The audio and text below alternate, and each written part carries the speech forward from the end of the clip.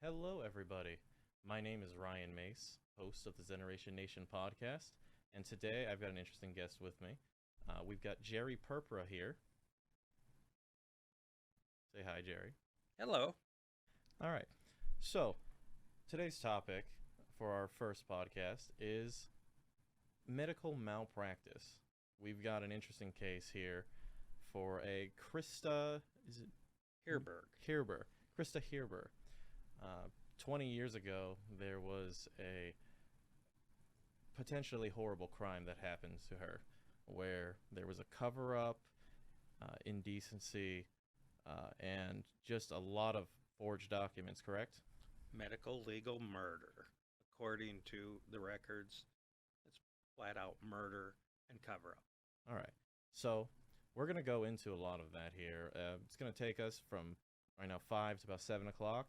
And he's got a lot of documentation, a lot of evidence, and we're just going to go through as much of it as we possibly can, because I think this injustice has probably gone on for a little too long. 20 years is a bit much, if you ask me. So the first thing we're going to show is there is a news report from 2008, correct? It actually aired in 2005. 2005, all right. Justin, will you roll the clip? Now to an Action News exclusive. The death of a Florida woman has people wondering how she died and whether there was a hospital cover-up. Now the state attorney's office is looking into the case after being told about it by ABC Action News. Investigator Matthew Schwartz has the details in this exclusive report. Hold yourself up. Krista Hirberg was deaf, legally blind, and had cerebral palsy. Yourself up. Good. Yet her family doctor and parents insist Krista could have lived into her 70s. Water pillow. Very good, Krista. On April 4th, 2001, Krista went to Ocala's Monroe Regional Medical Center with flu-like symptoms. Less than 3 weeks later, she was dead at 22. I honestly didn't even believe she died. Krista's parents have spent 4 years investigating the death of their only child. After reviewing hundreds of documents, Cheryl and Jerry Purpura are convinced that something went terribly wrong at Monroe Regional. They believe the hospital gave Krista too much heart medication, then covered up its mistake by altering Krista's medical records. Krista's parents say these 4 mistakes found in the hospital records are evidence of a cover-up. A nursing record in Krista's file is written on hospital letterhead with an area code that did not exist at the time. One of the EKG strips in Krista's records actually belonged to another patient. The wrong ambulance incident number is on the EKG strip, and the wrong ambulance number is also on that EKG strip. Where's the smoking gun? Krista's parents gave us copies of her medical records they say they obtained from the hospital. They show Krista received 3 injections of a heart drug called digoxin in her first 20 hours in the hospital. They say she went into a coma after the last injection and never regained consciousness. She died on April 23, 2001. The death certificate lists the cause of death as respiratory arrest, bilateral pneumonia, and adult respiratory distress syndrome. Anybody can see what they did. A blind man could see it. She didn't appear to have immediate life-death situation. It seemed to be like flu-like symptoms to me. Ed Rawlerson is the emergency medical technician who treated Krista in the ambulance on the way to the hospital. Rawlerson and his partner treated the trip as a non-emergency, stopping at red lights along the way. What was your reaction when you heard that she had died after taking her to the hospital in what you thought was a non-emergency? I was sad. Were you surprised? Yes. Why? Because she was stable. The next thing I knew, I found out she died. EMT Rawlerson checked Krista's heartbeat rate by taking 3 EKG tests. Rawlerson and Krista's parents say 2 of the strips are lost, and the only one provided by the hospital is not Krista's. This is that strip. It indicates a heart rate of about 150 beats per minute. But in this affidavit, Rawlerson told investigators with the Attorney General's office that Krista's rate was 130 beats per minute. Now look at this, the incident number on the EKG strip. It's 13074. but a spokesman for the Marion County EMS tells us that this incident number belongs to another patient's EKG strip, a woman named Dolores Cowan. My mom's name is Dolores Cowan, and I'm her daughter, Sharon Ondrick. Sharon Ondrick's mother died of Parkinson's disease in October of 2003, 2.5 years after Krista died. We showed her the EKG strip. Did you know that your mother's EKG strip was allegedly substituted for Krista Heerberg's? No, sir. This is the first you've seen this one? Yes. The EKG strip has another inconsistency. It shows that Krista was taken to the hospital in truck number 12. However, Captain Rawlerson's truck that day was number 29. Rawlerson noticed the switch and told investigators it appears that the strip was placed on a piece of paper and copied. Sounds like you have a lot of questions about this yourself. I do. I have, there's confusion. There's no clarity.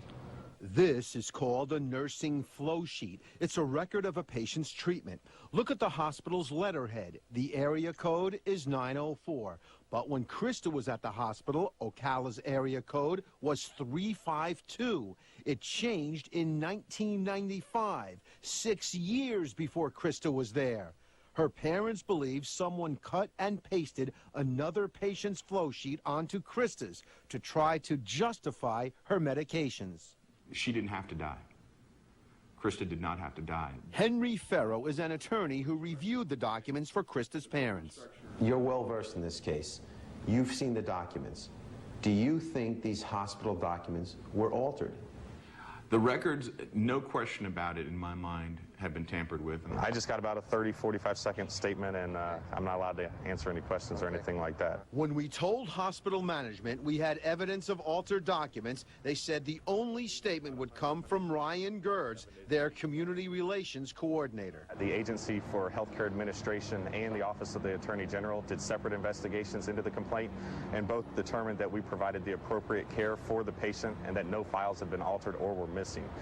But we have some documents here that we believe appear that they could have been altered.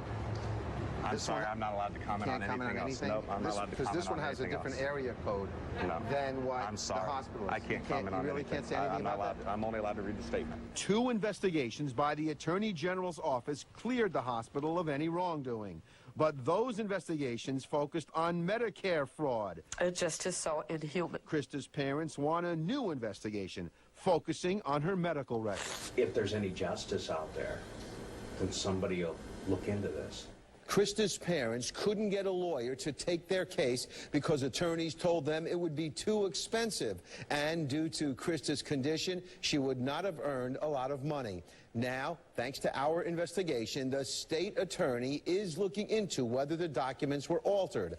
Although the 2-year statute of limitations has run out, there can be exceptions when a death is involved. We still have questions for hospital administrators and would be happy to hear their answers. Matthew Schwartz, ABC. All right, cut it back.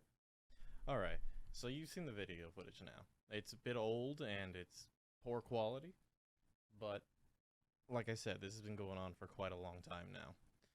So, you guys haven't had any respite from this at all, correct? No, there's no justice given here because of the fact that what the video left off with was that Krista wasn't earned a lot of money for an attorney. Attorneys weren't interested in the case, and we had several give us contracts only to rescind them later. And these are your medical malpractice attorneys. They will file it. They will pay everything up to where you win some money, and they take their 33 1/3% out of it, which is allowed. However, Krista was disabled. So when you define under a disabled person, she wouldn't have earned a lifetime of income. So therefore, they subtract from what she would have gotten, and there wouldn't be a lot of money because she didn't have a human life value according to what was told to us. Without that human life value, in other words, you get so much money a week, and as a normal person.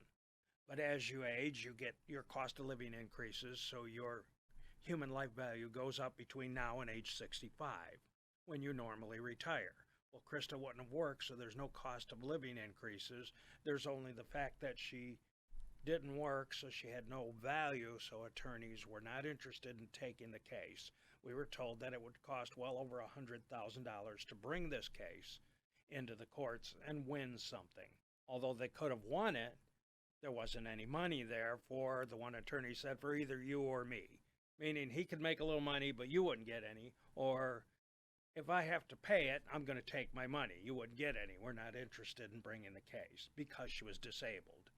Think of all the disabled people out there that have no human life value because they don't have a high enough paycheck. This would infuriate the whole nation. How many people are on disability throughout this country? This is the reason we're here. It's not on an old case trying to bring it back here so there's a settlement, but to prove that there's a lot of people that are being taken advantage of through hospitals, through doctors. And these doctors that do this sort of thing are nothing but human butchers because they can kill you and just write it off to a death. This is going on even more so with COVID.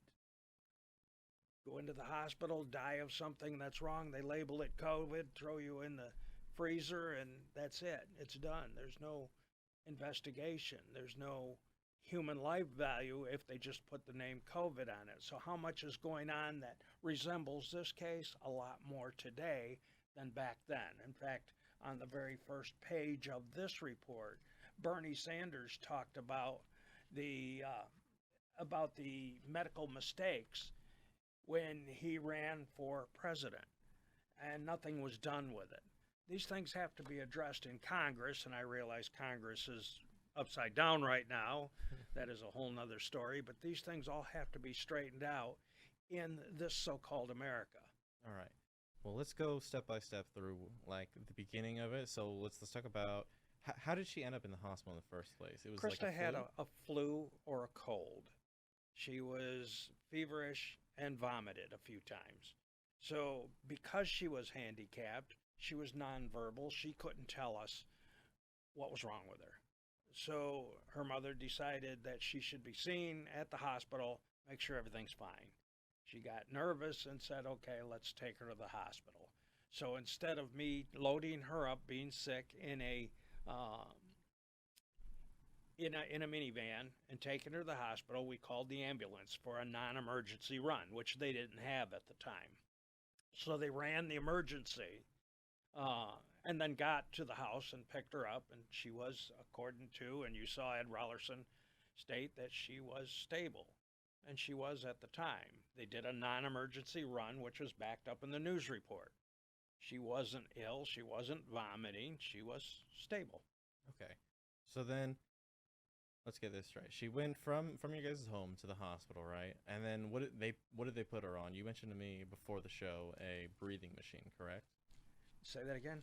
They put her on a breathing machine when she got there, correct? That wasn't until the next day after they overdosed her. Okay.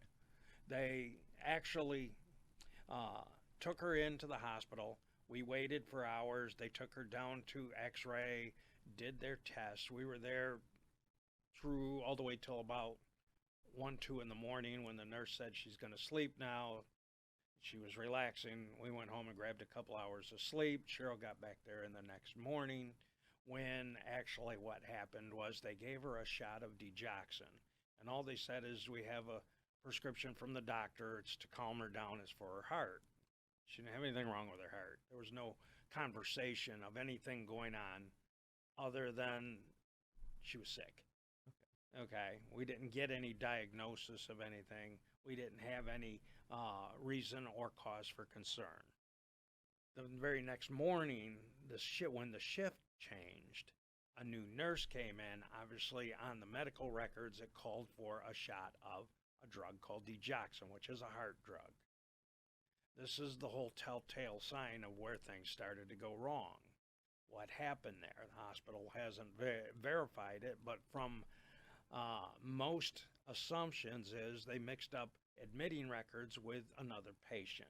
The patient across the hall was a 250-pound man, and he was on a heart medicine. The patient's wife said, I don't understand, he hasn't even gotten his heart medicine yet. Well, Krista got it. So, and that was verified by the legal nurse for the state. The amount they gave her, which is in medical records here by legal nurses, the amount that they gave her was enough for a 250-pound man. So it comes to light that the guy across the hall got Krista's records, and they mixed up the admitting records with hers, and she got his heart drug. So what was originally just a medical mistake, right? Seems to have ballooned entirely into this massive.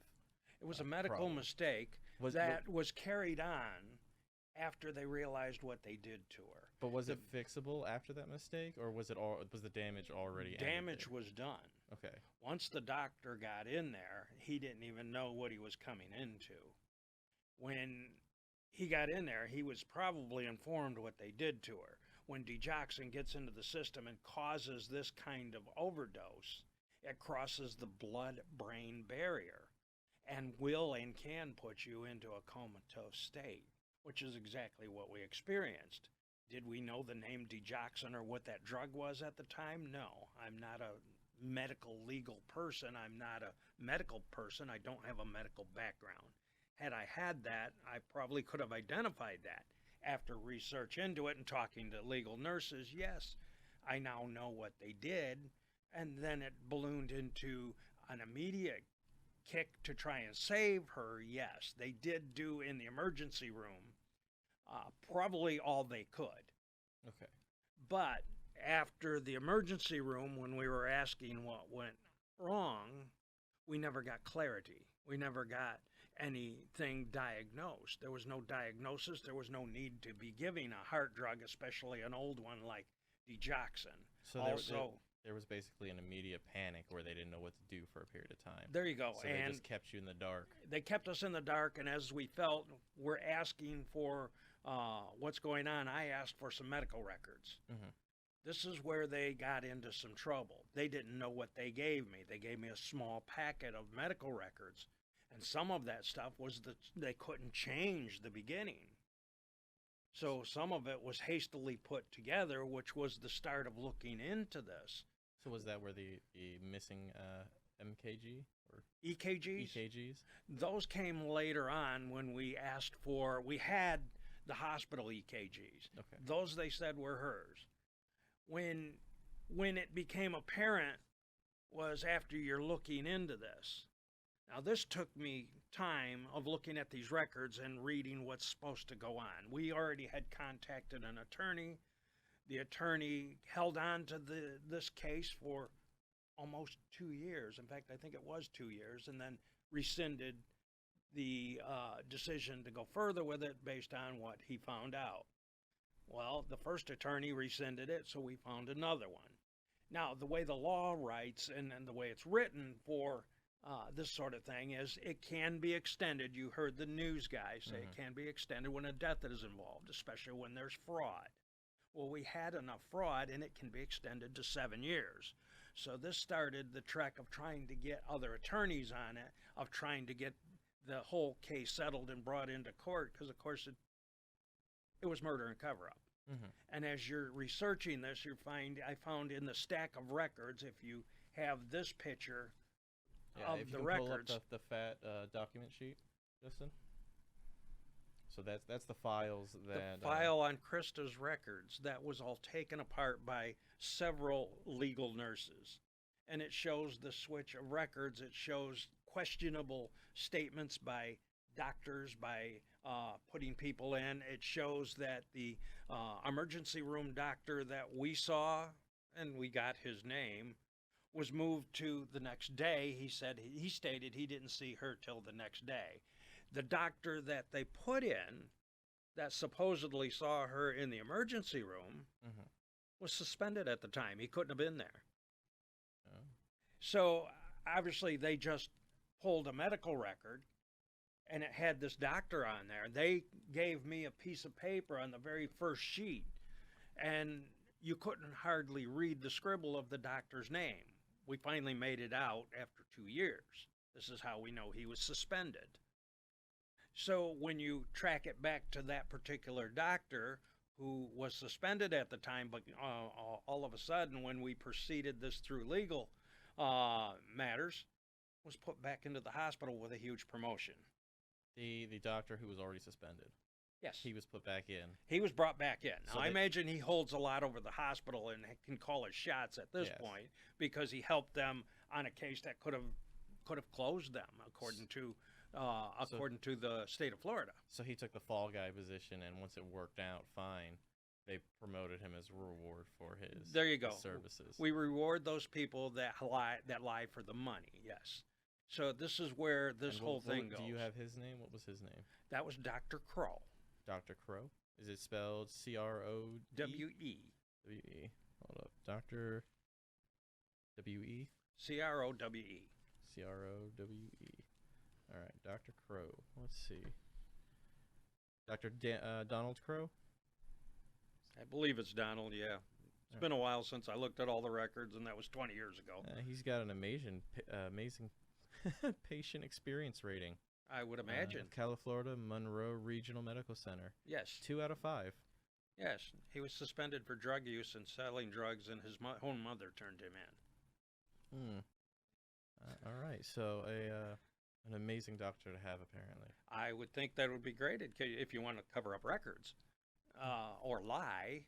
And this is what people do in America. Well, it looks like, if I'm just looking at his medical history, it looks like he was a freshman doctor at the time. It says he's got 21 plus years of experience, which means he was probably a freshman doctor at the time. I would think. So you do what you got to do to save your job. And if you can walk back in the door and help a hospital cover up a murder case, you probably get a promotion. Mm-hmm. I'm just speculating, but I would guess if I held that kind of power over somebody, I'd be able to do anything I wanted to do. And they couldn't fire me. I guess so. That's kind of insane that someone can just have that happen, right? Just because we were asking questions. Mm-hmm. Now, what they attributed this death to was Krista's handicaps. You heard in the news she could have lived into her 70s. Her own doctor watched her very closely. And her handicap was a cerebral palsy, and what was it?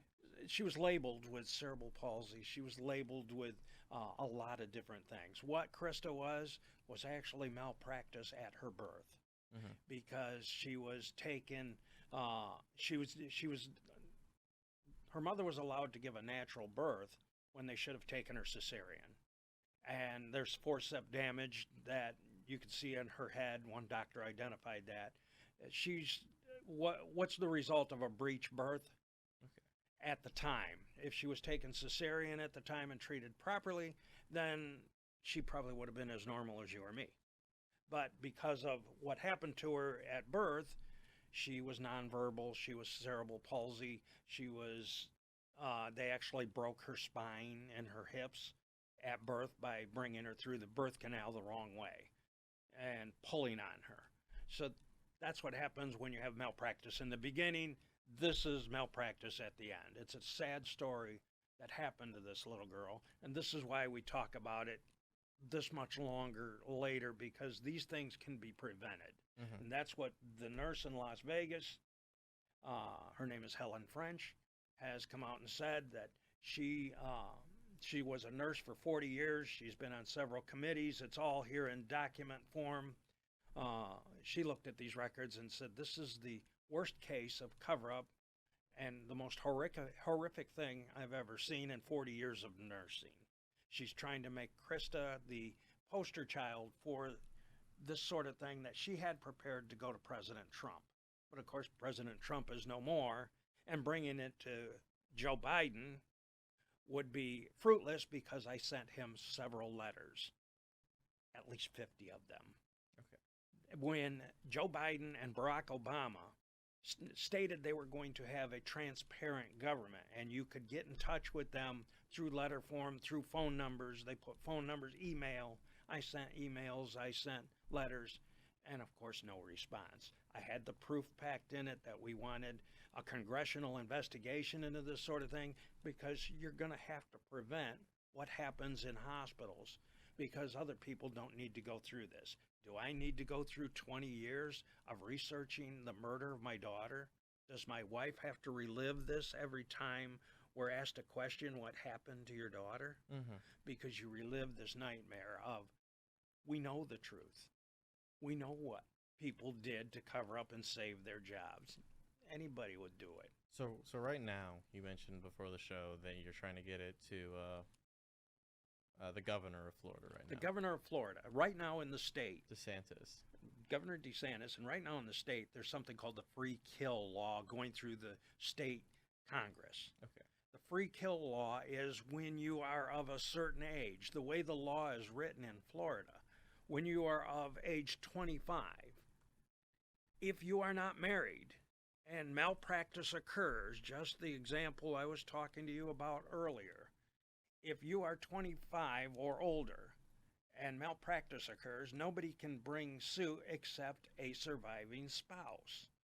So Krista was 22, so the massive cover-up began because she was what the legal nurse we talked to that was for the state said they deemed it a sloppy kill. How was it a sloppy kill? Because the records were not changed good enough where they couldn't see what they did.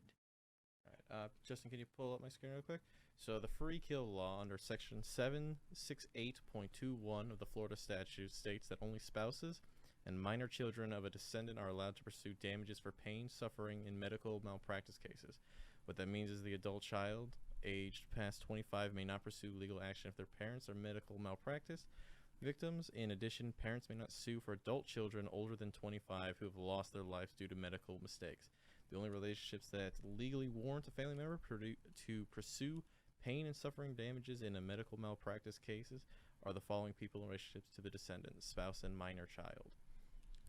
Exactly what I said. So now think about the elderly people that have had a spouse pass away. Your grandmother goes to the hospital. Her husband has already passed away. Mm-hmm. If malpractice occurs, can your father or you bring suit? No. No, not according to the law. But why not? It's malpractice. If you clearly know they did something wrong, why can't a spouse that is dead have to come back from the grave to file a suit, which isn't going to happen? So this is done to protect the doctors and the hospitals. This is a law that was created through lobbyists, through money. Money dictates where the politicians place their vote. But this is clearly wrong. So your grandmother goes to the hospital, malpractice occurs, you can't bring a suit? You clearly know they killed her. Yeah. Okay, so in which case, with Krista's case, she was of the right age. She was 22. So the cover-up ensued. I could bring suit, but because she was disabled, we have another loophole that the law doesn't like, and that she wouldn't have brought a lot of money. A lot of money is because disabled people out there aren't worth that much. They don't have a human life value. This should anger many people that are disabled in the whole country. So there is a bright side to this. Justin, if you could pull up my screen again. There is at least a petition on change.org with at least 15,000 signatures on it. So if you do want to help in any small way that you can come to the change.org, stop Florida's free kill law. And at least hopefully maybe get that a little bit higher so that it's more prominent for our politicians, so that there's a change that could potentially happen. That's something we really want to affect. This is a problem in our state, and I don't know, is this in other states as well? Not all states. Not all check states. Check your medical malpractice laws. I'm sure it's in California the same. I'm sure it's in Texas the same, but I'm not sure about all the states. I didn't research all of them. Okay. So if you're in one of the other states, do check for this. So maybe this is something that we can get pushed through onto a federal level so that there's protection for the citizens, because we shouldn't have to worry about family members dying and not being able to take any recourse if something terrible happens to them. There should be justice for everybody in the country, not just those who have the money to get away with it. So go on. So all the work that I went through over all these years was to bring this to court. Now, I did realize I had 7 years to bring it, because when fraud is involved, a court can rule on a medical malpractice case, in which this This actual case falls under the Wrongful Death Act. Under the Wrongful Death Act, it falls under that free kill law. But under medical malpractice, we can go out 7 years. However, watch for the cover-up. Watch for the things that have been changed. And also watch for the corruption in the courts. The judge that I faced took this case out in 3.5 minutes. So what, he saw it and then just threw it out? He looked at the immediately? case and he threw it out with prejudice, stating because you had an attorney, and that attorney filed the case and then dropped out later, that shortened your statute of limitations. How does that legally shorten your statute of limitations if you have the attorney? He didn't you're answer pushing? it. He didn't stick around long enough to explain it. He slammed the hammer down on the little gavel and ran out of the room faster than a long-tailed cat in a room full of rocking chairs. I've tried researching that law, and there's no law that exists based on what he stated. So the judge obviously erred in his decision. Let's keep it just there. That lower court erred. And you could, and so did you file an appeal then? There's no sense to appeal a case where you're going to face more opposition. I was facing a gauntlet of 15 attorneys in that room at the time, and it was just me. I don't believe appealing the case would have done any good. It would have dropped it right there. I wanted more proof, so we took to researching it more. I was at the end of my statute of limitations. I probably would have gotten thrown out anyway, because this shows a reflection of what? It shows that the court is corrupt. There's no way that that law that the judge dismissed it under had any basis in fact or any basis in any books, but it took me a while to research that. Do you remember what law it was? He's just dismissed it with prejudice over the statute of limitations. The statute of limitations was 7 years when fraud is involved with a medical malpractice case. You can research that for yourself. It doesn't exist when an attorney files and drops the case is not stated. There's no way that that law is on any books. This I've researched for years, but being a non-attorney, a non-medical person, bringing this kind of case is very difficult, and not having an attorney to back me up because of Krista's disability, going back to she wouldn't have brought a lot of money, now we live with no justice and letting corruption control and destroy your life. So as you live with this and look back, it's live and learn. You can't trust anybody in high positions, judges, doctors, nurses. These people you have to trust. When was the last time you saw a doctor? About 4 months ago or so. Do you trust him? I don't know them. Did he tell you the truth? As far as I can tell. Well, this is what you have to research. Everything that's told to you, and for the people listening to this, anything that's told to you by a doctor, you need to look up and verify. Okay. Any of the things that you are directed to take, medicines, look at the side effects. You should always get a second opinion. It would be a good idea, but these things are expensive. Again, money controls. So the cheapest and most practical thing to do is resort to the internet when you're given a prescription. Look at what it's used for. Ask the doctor why he's prescribing it and how long you'll be on it, because doctors get kickbacks. I'm not saying all doctors are bad, but some of them are there for the money. No, you should always do your research on anything, whether this is information, advice. You should always take stuff with a grain of salt and do a little digging yourself just to make sure you're safe. Exactly what we're bringing this out for, is that if you can save a life, if you can help prevent a accident from turning into a huge, well, you saw the book compiled, into a huge drawn-out case that is still hanging out there, and you can look it up. Anybody can look it up in the court files in Florida. It was also filed in the federal court. You can take this out till the cows come home, and you'll still find the same answer. It all reverts back to money. Money purchases justice, and therefore justice is not served unless you have a lot of money. Hospitals have more money than they know what to do with. Of course, they bill out $100 for an aspirin. So they can bill anything they want. They have the money. They have unlimited legal access and legal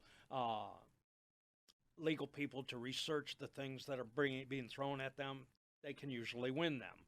But when it comes to a case like my daughter's case, well, they only could win that by resorting to fraud and cover-up, changing heart strips, substituting records, putting different people's records in with her heart strips. There's all kinds of errors in this record.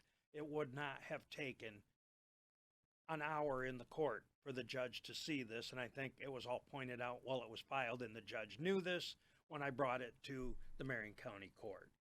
I then refiled it years later with the federal court. The magistrate was looking at everything and was bringing it forward. I was filing all kinds of charges. I brought it right up to the state level because I did go to the state. I went to the state attorney general's office. The attorney general was involved in the investigation and helped the doctors and the hospitals cover it up. They closed the investigation. So is this what you did in 08, I'm assuming, based off of the 7-year timeline? 08 all the way up to 2013. 2013. I followed the people that were involved in the case from the Attorney General's office that were supposed to be helping us to clarify what went on. So this is what you did after the statute of limitations went off? Yes, because I was going to bring this case out saying that this is wrong, it's just murder. In fact, it is. There's no statute of limitations on murder. So now my next level of where I'm going with this is this particular interview can be recorded and will be sent to the governor of Florida. I will bring it back to the state attorney general's office because the people that were involved in this at the time, and there's 3 of them that are very heavily involved in the cover-up, have all been promoted to appeals court judges. Okay. Who's the first one on that list? Let's see if we can look them up real quick. Oh, I have to think of their first names. I know them by Levine. Levine would be one of them. He is now an appeals court judge. Zach Levine. No, that's a basketball player. So, appeals judge. Levine. I had an appointment with him after this all went down. And he granted me the appointment, and 10 days later he resigned from his... Spencer D. Levine? That's him. Fourth Court he was of involved Appeal? in overseeing Krista's case through the Attorney General's office. All right. And I called his office directly, got him on the phone. He granted me an appointment. 10 days later, he resigned. Shortly after that is when somebody promoted him to appeals court judge. That probably would have been Christ. Okay. Do you know him? No, I don't. He's a representative in Congress now. He was your former governor. What's his name? Christ. Christ? And he was Florida Governor Christ? Florida Governor. Christ.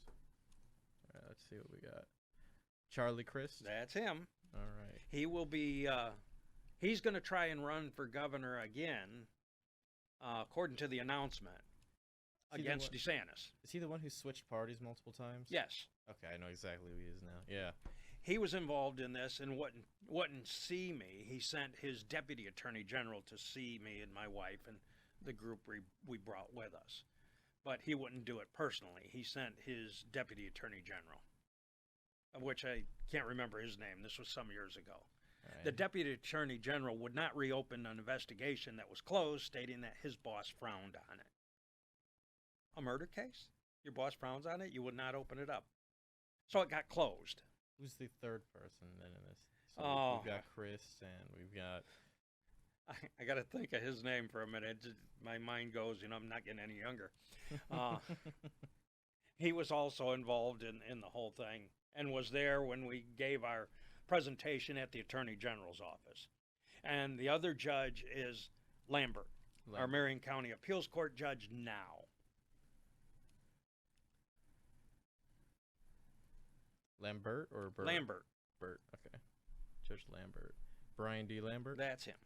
He's the judge that dismissed the case based on the silly answer that I told you earlier, that because you had an attorney that dropped the case, it shortened your statute of limitations. Mm-hmm.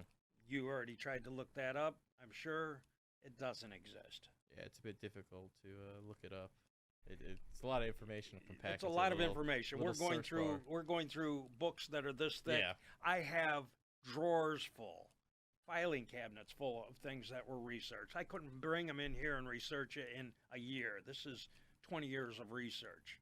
And when you get into something, you now go into all the other details of it, like the drug used, like the cover-up, like the heart strips. These things are all supposed to be protected.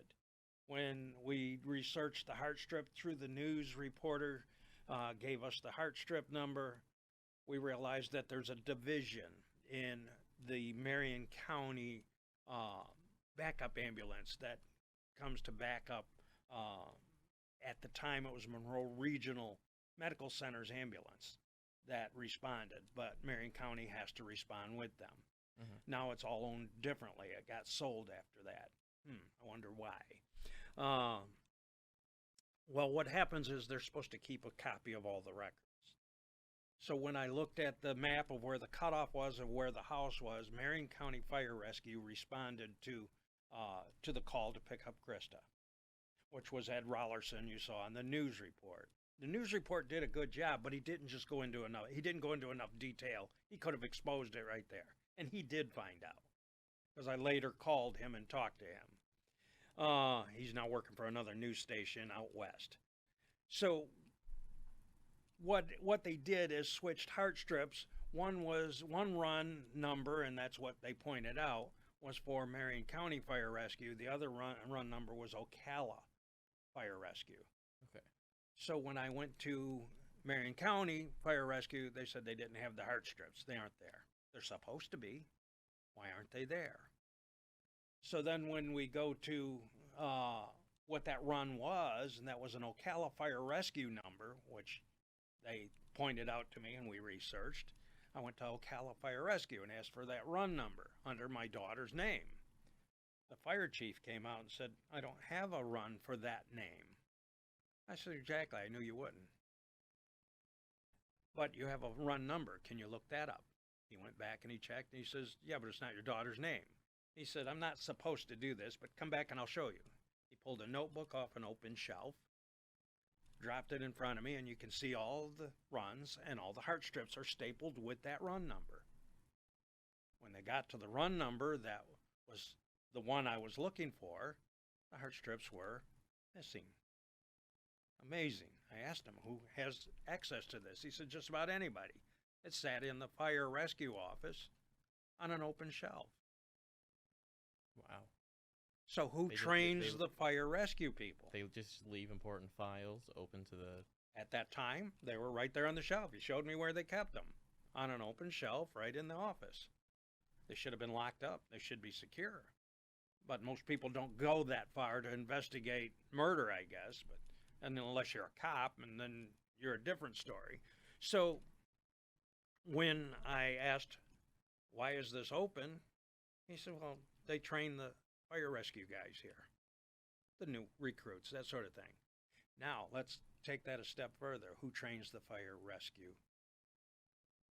people coming in? Mm-hmm. That would be Dr. Yates. Dr. Yates is the doctor we saw in the emergency room that day. That the records that we have moved him to the next day, that he stated in legal document that he never saw her till the next day. Well, how could he not see her when he shook my hand and told me his name? And Joseph Yates? That's him.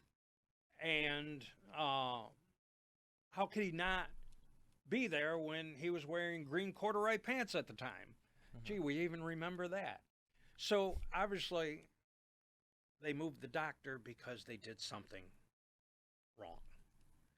We have all the proof, but we aren't going to get it into court to have a huge settlement because we were told that the hospital was insured for $20 million. We probably would have gotten all of $20 million, but on the downside for the hospital is that kind of cover-up would have closed the hospital.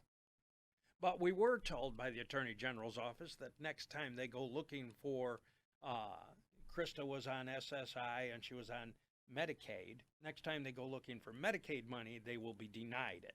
Why is Monroe Regional Medical Center sold to another hospital these days? I'm suspecting because they got denied a lot of dollars over the fact that we were pushing on their door to admit the truth. Just suspecting, but it all came down after my push into this with the governor's office and trying to get a legal settlement out of a hospital that murdered my daughter. People that were involved were threatened with their jobs. People that were helping to cover it up got promotions. You should be surprised, but I can't even get his page to load. For the doctorscore.com, I can't even get his page to load. I'm assuming it's not very good, though. If it's not going to load up. Well, you can look into this as we keep going, and you'll see that everything that I have stated is locked down and true. If I could get it into, we tried to get it to President Trump. I believe if I can get it back as if I can get it investigated as a murder case, which is the reason to go to the governor, and then it's ruled a murder instead of some lowly death that they swept under the carpet, then I can take it back into court through the fraud. Because once you have somebody charged, and that's why we went to Tallahassee, is I went to see that we could get the case ruled a murder case, and that's why Governor Christ would not look at it and would frown on it, because it would have gone back through court and that would have opened the hospital up for a settlement. So in which case, everything was, every time you open one door, another one is closed. Mm-hmm. I had one person look at it and said it's like this huge onion. You keep peeling back the petals, but you never get to the core. The core is this is happening over and over to other people. With COVID out there, I'm sure it's even more when the government is paying people that die in a hospital. They're paying the hospital more money if they label it COVID. Well, we've got the cases of with Gavin Newsom, I think. Gavin Newsom and Governor of New York, just shifting COVID patients into medical care, or what is it called? Hospice centers. Hospice centers. At least 15,000 people died in New York alone. Because the government is paying them if it's labeled COVID. You're paid, I think it was, we heard a statement of like $1,700, $1,800. They're paid if it's a COVID case coming to that hospital.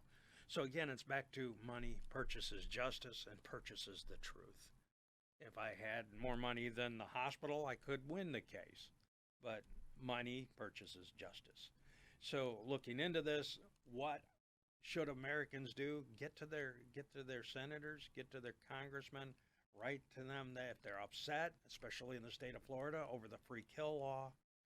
It is going through Congress at this point and should be notated that this is what they're concerned with, especially if people have, in other states, have parents that are retired and living in Florida, or especially have a single grandmother or grandfather here in Florida. It should be addressed, that they should be writing this congressman telling them that they have to vote to kill the free kill law. I'm not even sure you're going to get the people in Congress to even work on this right now. They are working on it at state level. Well, I mean, not the federal level at this point. No. That's not what I'm talking about. I'm talking about just the people that we have in Congress right now. I don't think they're actively. They're not the people we need in there right now. They're not.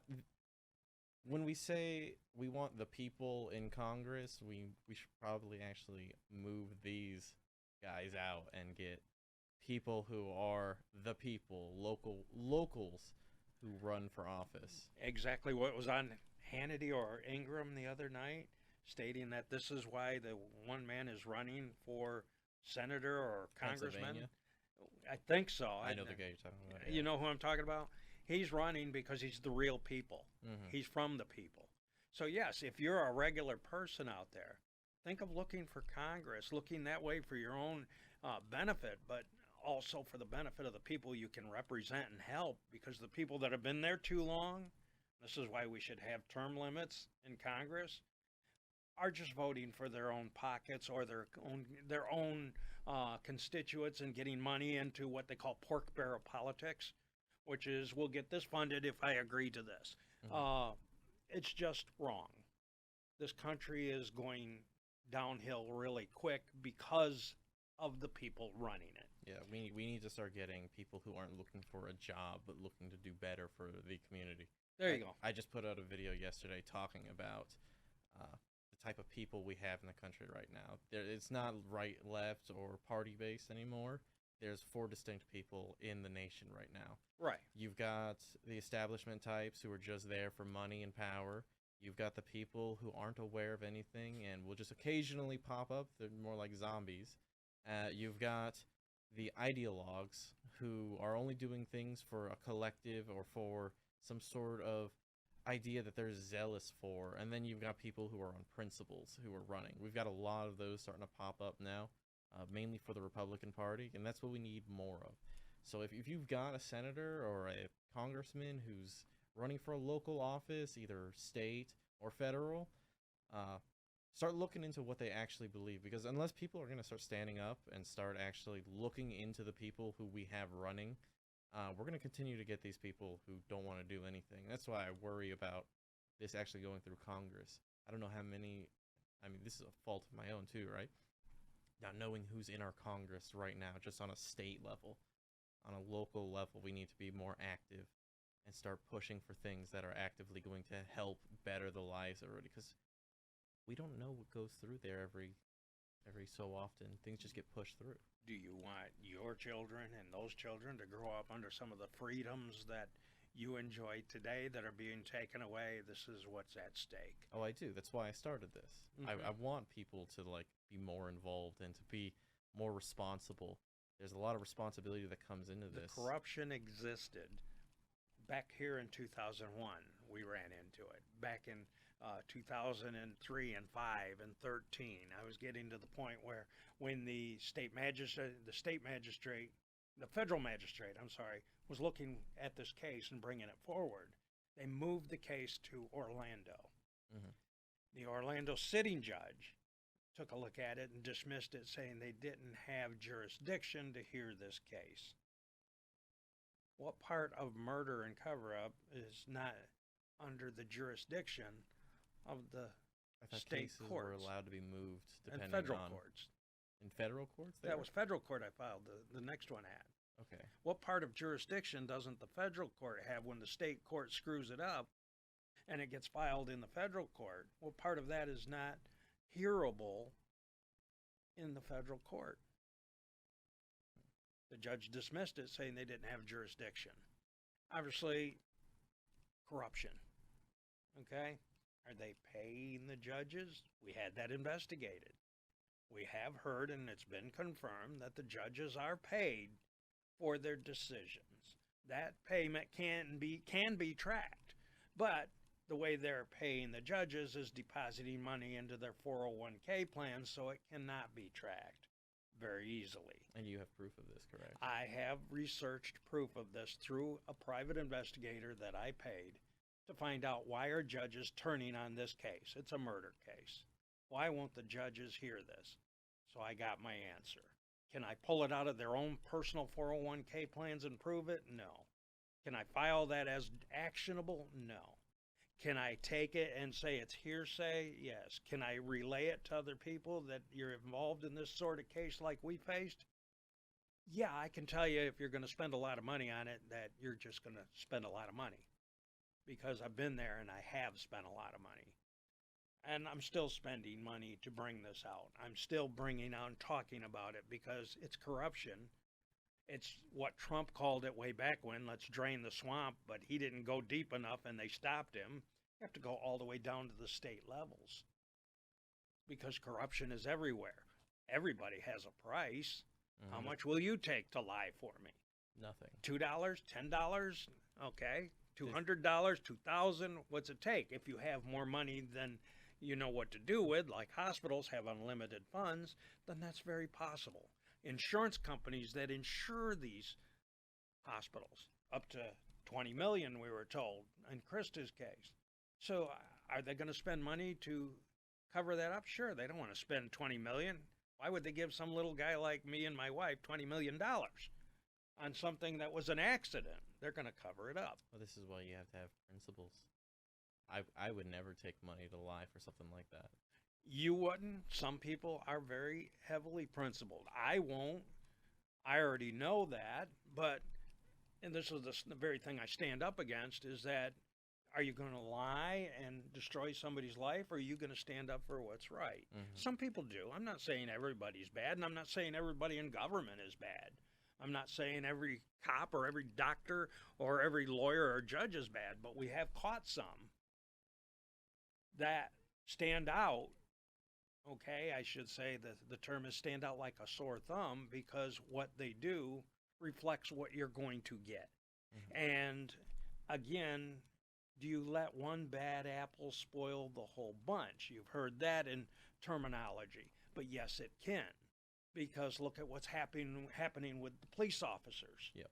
We've had people shot in the street that some are guilty and some may not be, but it spoils the way America is looking at police officers. We need them. Are they all bad? No. Some of them should be police officers. Some of them probably shouldn't. They went looking for what you said earlier, a job.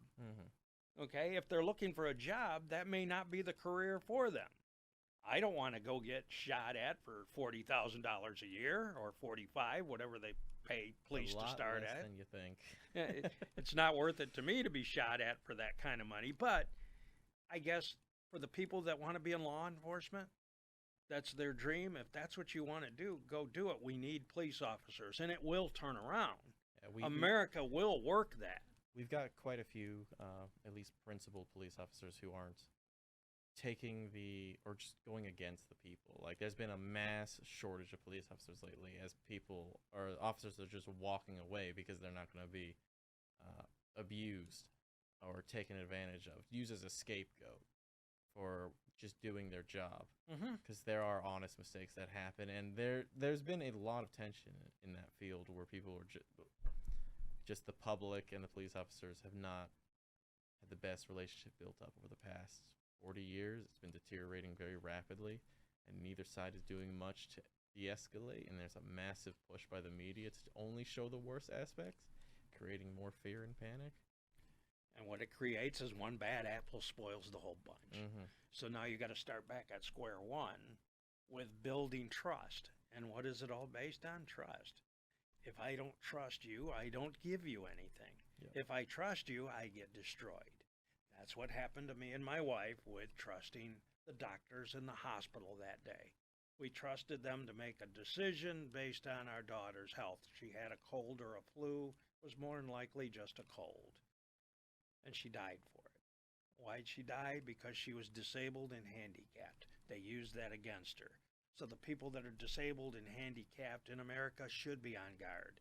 Need to have a patient advocate when they go to a hospital, especially if they're nonverbal. People with special needs children, Krista with special needs, have to be especially aware of the drugs they're injecting into that child and the side effects. These things all need to be covered. And because of money and insurance reasons, they're overlooked at times. And here we are back to the root of all evil, the money.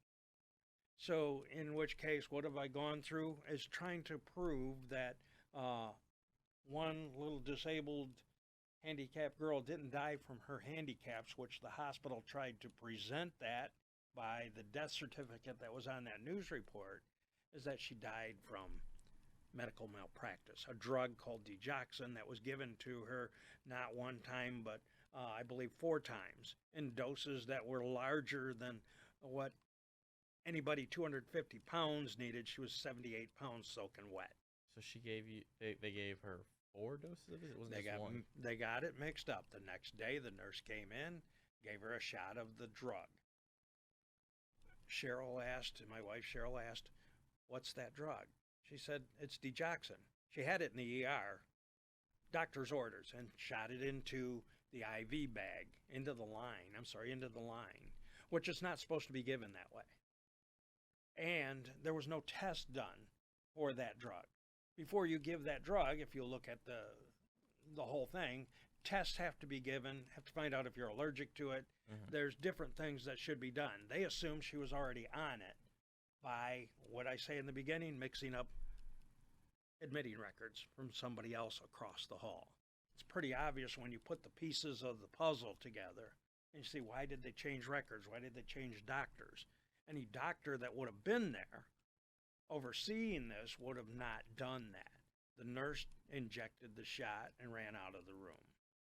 It was done by, and the kicker here is the nurse that came into the room doing rounds for the doctor needed to be a licensed practitioner, nurse practitioner. She was not. She was a registered nurse. Registered nurses that work in a doctor's office are not allowed to do rounds for the doctor by themselves. She was unlicensed to be working in that capacity in the hospital at that time and caused the problem. So herein, the hospital allowed the nurse to do rounds for the doctor because they were so busy and caused a death. Then it caused all this cover-up and all the massive fraud that is brought out in this thick record book.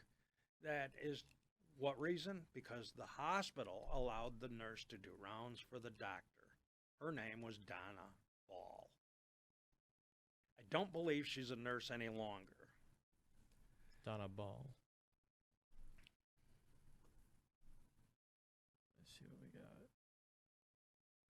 Maitland? I don't think that's it, huh? No, I don't know if you'll find her any longer, but we tracked her down. I'm only seeing one for Maitland. I actually Florida. went to her door at one time and knocked on the door. I was going to have a little conversation with her, but nobody was home. All right. Probably a good thing that she wasn't there, because she would have just lied anyway. People lie to protect their jobs, to protect their future. And in which case, these things need to be cleared up through medical records that should be kept, should be delivered. Records were held from us. They were destroyed. They were held in the office of Monroe Regional at the time. Different things that went on when I tried to get records. They were held for a long time. I went down to try and get copies. The person in charge of medical records pulled me out of the chair and physically threw me out of the room, saying that you're not allowed to get copies of these records. Well, I am. I pay for them. Well, we'll get the copies for you. When I got the copies, there was some missing. I wonder why. So obviously people are paid and protect their jobs. Again, it goes back to the money. You're protecting your job, which is your livelihood, which you're not going to let anybody destroy that, even though it destroyed my life and my wife's life, and my daughter is dead. Is that justice in America? No, it's not. So what records do you have now? Since there's been so many that are destroyed, what is the hard concrete records that you have? The hard concrete, I have the full medical record that you saw in this picture. Mm-hmm. The full medical record has been reviewed by, and this is what the hospital, the only records the hospital says they have.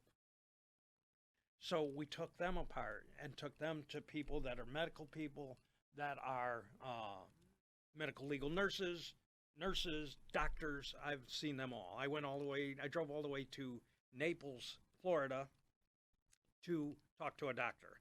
Okay. That was in charge of this sort of thing. He took a look at it and backed away from it when he saw what it was. Said he didn't want to get involved. All the way to Naples, and he took a look at it for 5 minutes and backed away from it. Saw what it was. He identified it and said, I can't comment any further on this, because he knew he would be drawn into legal action.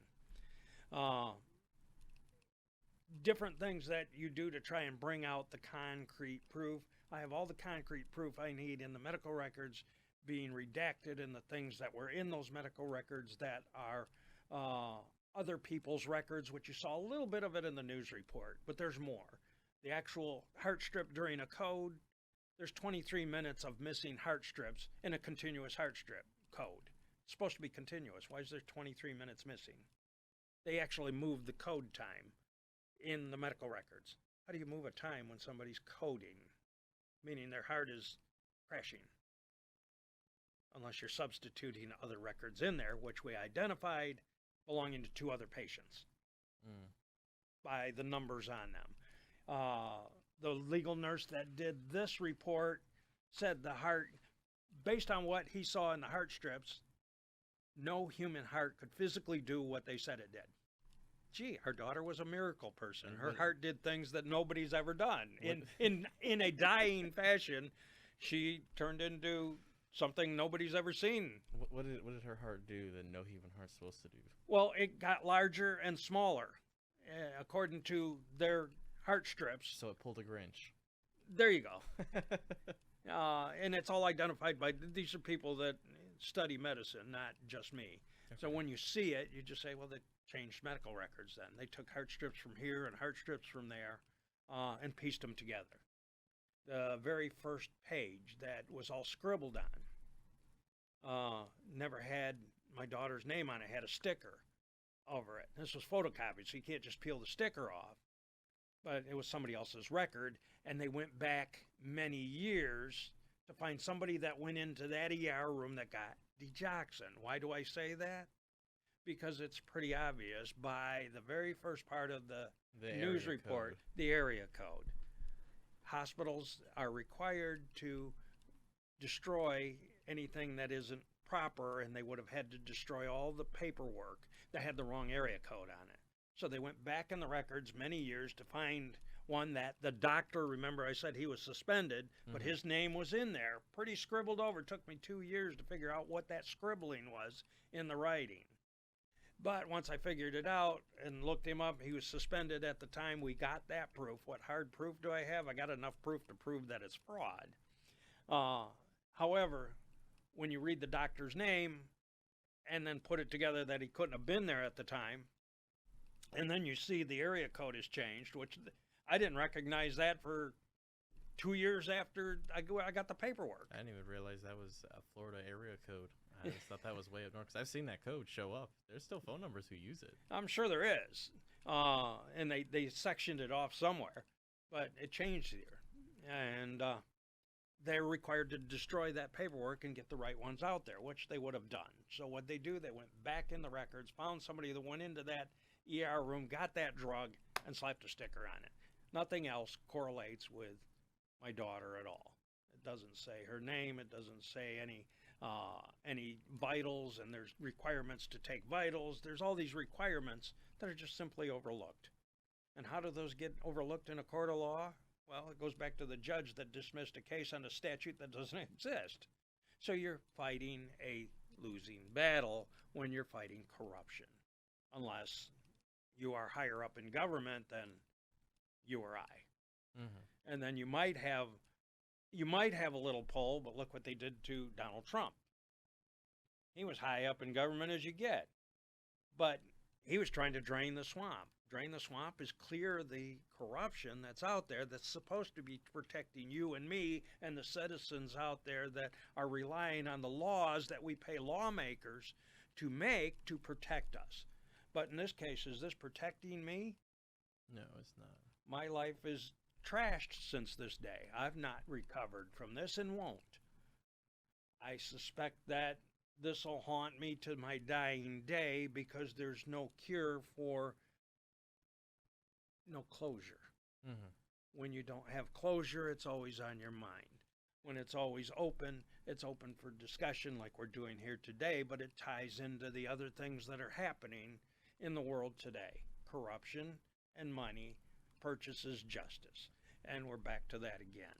Well, this is why we need those principled people to start stepping up at the local level. We need truth in government. We need transparency in government. And we need stronger laws to condemn those that commit this sort of thing. Not those that the strong laws they have are for going after the rioters that were invited into the Capitol building on January 6th. Mm-hmm. The laws are treason. They can hold them as long as they want. For what? They were invited in. We currently have FBI agents looking for the people who meandered in instead of the massive hacks that are going around nationwide right now. There you go. So again, now we have corruption in government that's supposed to be protecting the people. This is a government for the people, by the people. But yet it's... Consent of the governed is what you're looking for. There you go. Now we have a government for the people, by the people, but it's not being run to protect the people. It's protecting those that commit the crimes, in this case, This is protecting a lot of money that would have had to been paid out. This is protecting people in higher positions than you or I, that are doctors, lawyers, people in state government. Why did the state attorney general, after 3 meetings with them, close my daughter's case? Didn't like what he saw. He saw it all. In fact, the investigator that investigated the case, I was told he left his job over this because he was trying to bring it out. It seems like it's one of those cases that's just too hot to touch. Probably could be. It's an old case. It probably doesn't haunt anybody anymore, except me and my wife. But it's the basics of what's going on still in higher parts of government, maybe different reasons, but it's all about fraud and cover-up. It's all about protecting people that are in higher places. Should that happen? Is anybody above the law? No. In fact, everyone's supposed to be equal under the law. Well, in which case, we didn't get that.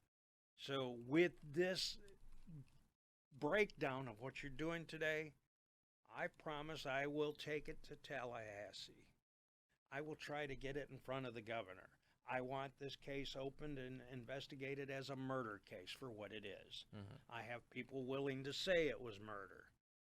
So if I can get it there, then I have accomplished what I started 20 years ago to do. If it took that long, I'll do it. There's no reason why I should be stopped. There's no reason why I should stop. Is it going to change anything in my life now? No. It won't bring back my daughter, but it may help to prevent other people from going through this sort of thing. How many are going through that right now that know that they had medical malpractice and can't bring a case? There's probably quite a few with the influx of deaths from coronavirus around the country right now. And I was fully happy to have you here for this because I don't know if you remember it, but I remember it from long ago, where I told you I would get you a sit down and talk about this kind of thing ages ago. It was probably about 9 years now. Yes, you said you would. I would. So we are here today. We are. We are here bringing this out in the open. If I brought records, we could tear them apart one page at a time, and you will see the pain they went through to change those records, the things they did in the records that can't exist, that this person found with all this thick record and still can't believe it exists. She called it the most horrific case she's seen in her over 40 years of nursing. And she's been an ER nurse, she's been a registered nurse, anything you could be, on committees, that sort of thing. It's all in her breakdown here from her facts of where she's been. Helen French? Helen French. Helen French. She has torn this thing apart and just can't believe that it even existed. But it does because of corruption. Try and cure corruption. It probably won't happen in my lifetime, but it needs to be attacked and started so that down the road we have more transparency with medical records. We have more transparency over who can touch them, over who can manipulate them, because these things get changed easily to prove their case. What do you have when you go to a hospital? I don't think you really have much, not in paper. You walk in there, they put it on paper, they record the drug they gave you, they record, okay, do you have video camera in the hospital room? No. So are you advocating then for cameras in patient Cameras rooms? in hospital rooms, yes. In the ER, yes. On each patient, yes.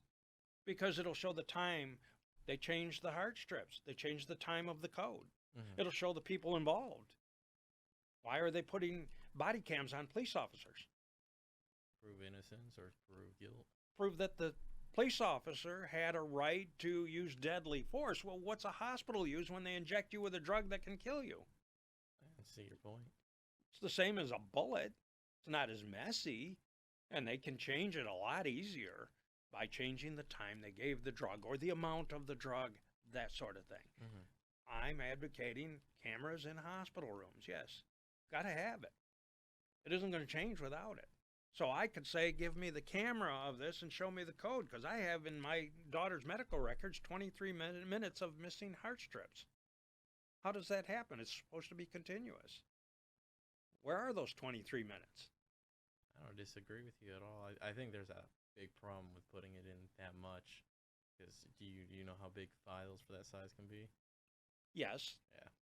However, files can be condensed, and video is put on chip.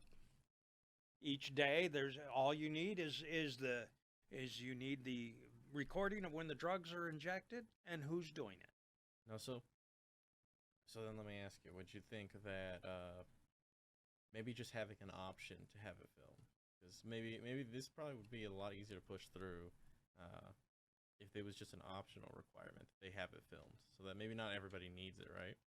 But Maybe not everybody, but can you predict when something's going to go wrong? No, but that's what I'm saying. You go into the hospital with a cut in your wrist, and somebody mixes up a drug and gives you a drug that you're not supposed to get.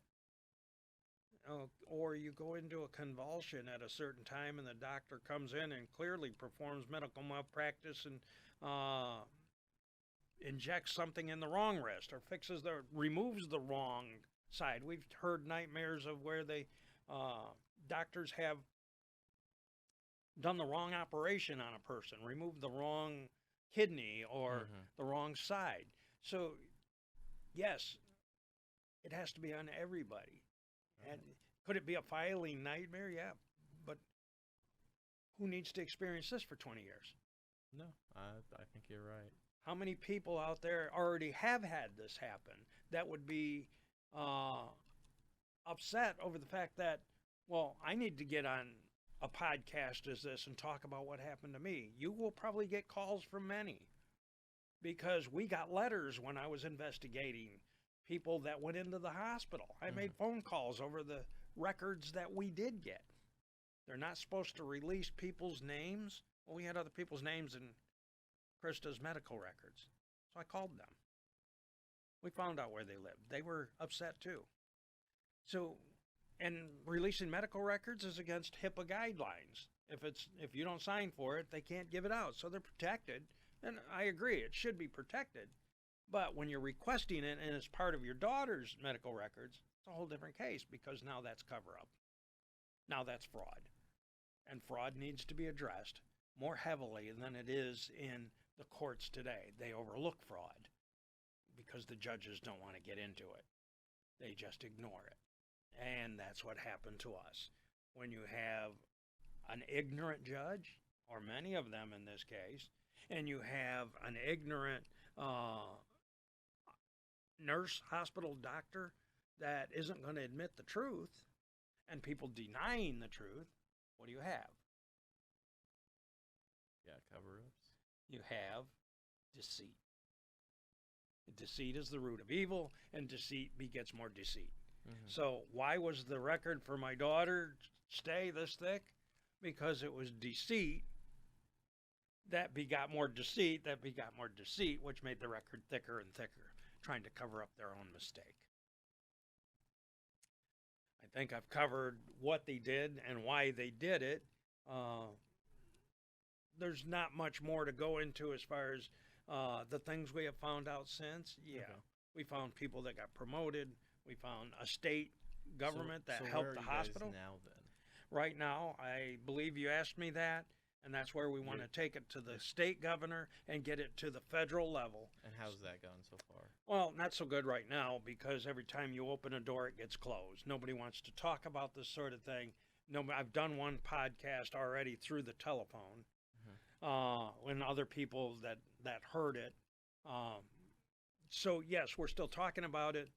I'm trying to get it on paper. This video recording will go to the governor along with this medical record.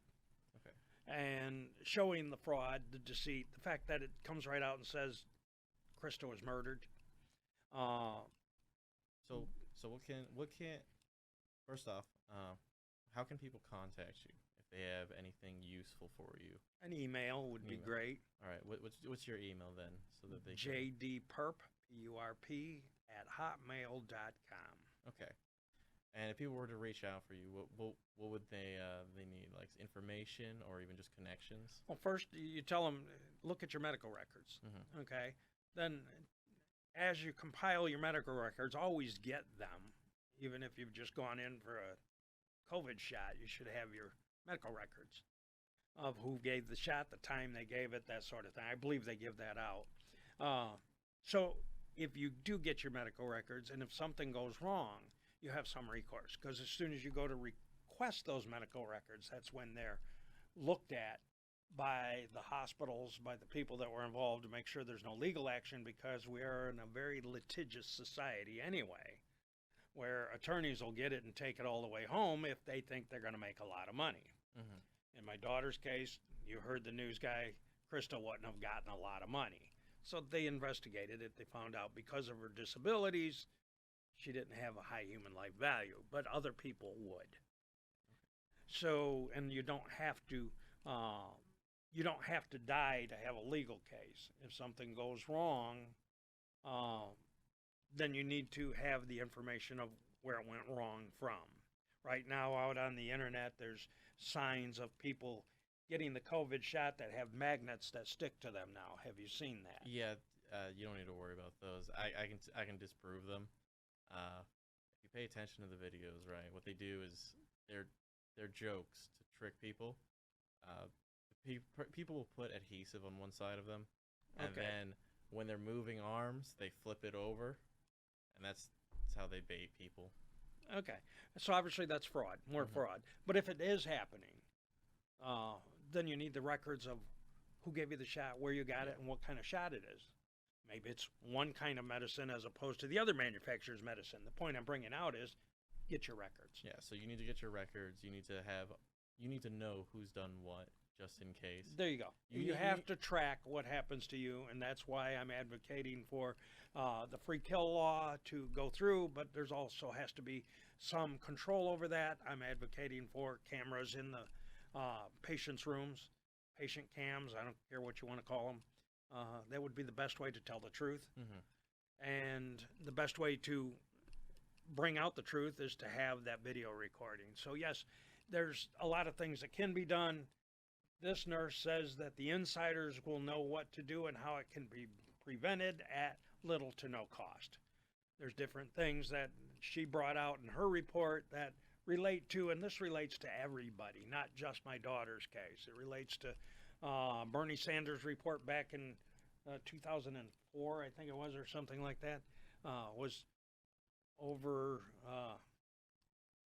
400,000 people a year are affected by medical malpractice. Well, that number's probably over 1 million now. Okay, so you got over 1 million people a year that are being affected by this sort of thing. How many of them could bring a case or should bring a case if the truth were known? Okay, and how many of them are sitting home going through what I've gone through for 20 years? So then there's something needs to happen, and the first step is just self-accountability and what is the word I'm looking for? Taking responsibility yourself and taking action yourself. You need to be proactive in protecting yourself in any of these kind of environments. You need to be proactive. You need to cover your own tail. Safeguard yourself. There you go. Make sure you have a patient advocate with you. If you're not strong enough in a hospital, make sure somebody's there to view what's going on, demand that be videoed, different things that need to be done, just like they're making police wear body cams. It's protecting the police officers as much as it could be protecting the criminal. We don't care about protecting the criminal as much if he's done something wrong. Mm-hmm. But if he's not, it sure does make a heck of a case, doesn't it? There needs to be accountability for those there you go. Wrongdoing. For to protect both parties involved need to have a kind of protection. Like, so even if someone, like, say there's a false medical malpractice suit, this is in the benefit of the people who are getting sued to have this kind of protection too. It's not just a one-way street here. Right. I agree. It's got to be accountability and transparency, which they try to say they have in government, but we haven't seen it yet. Yeah, can we get the cameras in their offices next? Can we do that? We vote for these things. We pay people to vote these laws in, just like the free kill law is voted in. That was brought on by lobbyists. Why should, if you're over age 25, stop your mother or your children from bringing suit for these elderly people in Florida? It's just wrong. Why should Why should, because I'm 80 years old and my spouse passed away before me, there's no accountability for doctors or hospitals to hurt me or maim me? Yeah, this doesn't sit right. So in that case, it's not right. It's obvious, but most people are not aware of the free kill law and don't know how it reads. And then when they hear about it, they're very concerned. It's one of those things that just gets snuck by the populace under everyone's radar. Again, pork barrel politics, what I talked about earlier. If you give me this money, we'll put this law in here, and it's worded to the point where it's hurting people. So in which case, we need to have people aware of the law, which you told them earlier. Research your law, research the free kill law, and research the people handling it in Tallahassee right now, and get to those people. And these are the things that have to be changed in this government that will protect the people that are out there, because it is, again, government for the people, by the people. But it's not being run by the people as much as it's being run by the lobbyists that are bringing the money to the table for the politicians. Right. Well, then I think we've covered everything. Switch back to me. So I will do this for legal reasons. Nothing here is proven in a court of law. So right now it's not legally binding. Nothing here has gone through the courts, and right now it's just hearsay. Even if there's evidence, until it's gone through a court of law and none of these people have been convicted for any crimes.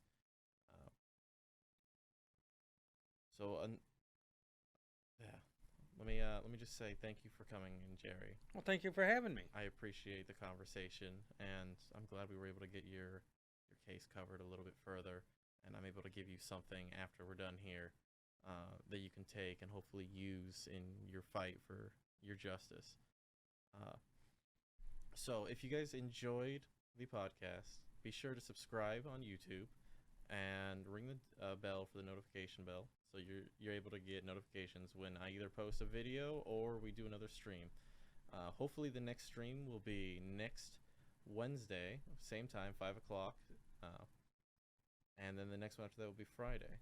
So if you enjoyed, please do all of those things, and feel free to like the video and leave a comment. I'll go through and read any one that you guys leave us. Thank you. Have a nice day.